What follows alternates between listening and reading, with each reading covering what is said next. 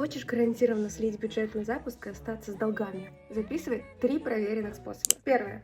Делай контент только тогда, когда придет вдохновение. Ну и, конечно же, ориентируйся на лайки знакомых, мамы, что они точно знают толк в том, что ты публикуешь. Второе. Купи наставничество у тех, кто советует продавать не через продажи, а через легкость, изобилие, поток и веру в себя. Воронки, аналитика, продажи как таковые и любовь к своему продукту приведут тебя к деньгам. А нам это не надо. Ну и моя любимая. Третье.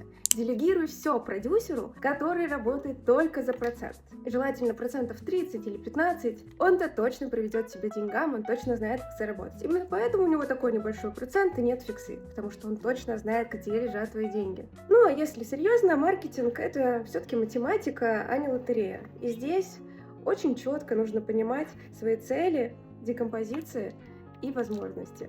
Подписывайся на меня, оставайся в профиле, я рассказываю, как зарабатывать спокойно, их много.